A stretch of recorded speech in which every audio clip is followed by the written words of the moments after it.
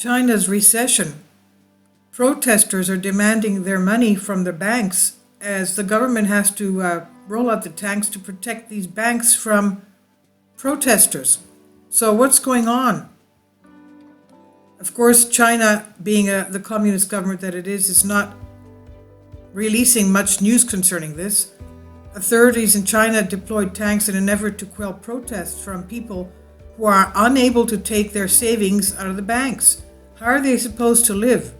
Now, according to a report in the Economic Times, there have been clashes in the Henan province between police and citizens who claim they have not been able to take any money out from their local banks since April of this year.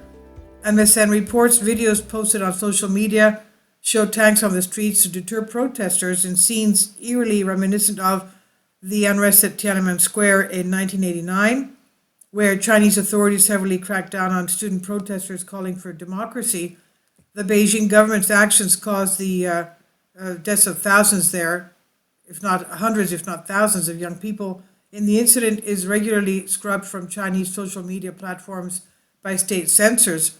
The recent banking protests were first ignited after thousands of customers opened accounts at the banks in Henan and neighboring Anhui province that offered relatively high interest rates. They later found out that they could not make withdrawals after reports that the head of the bank's parent company was wanted for financial crimes. What a surprise!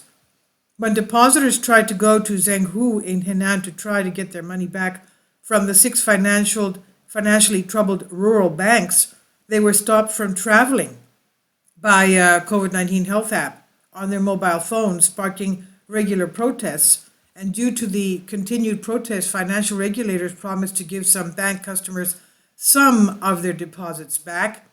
In a statement issued last week, officials said customers with deposits of 50,000 won, that's about $7,000 or less, would be reimbursed. They said others with larger bank accounts balances would get their money back at a later unspecified date.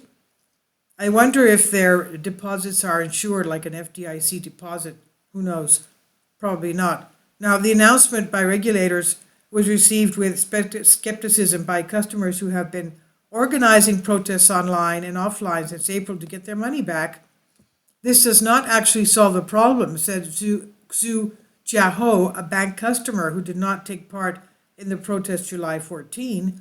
One protester who gave only her last name, Ding, said she and her mother had 800,000 won, that's over $120,000 in saving deposits at multiple banks.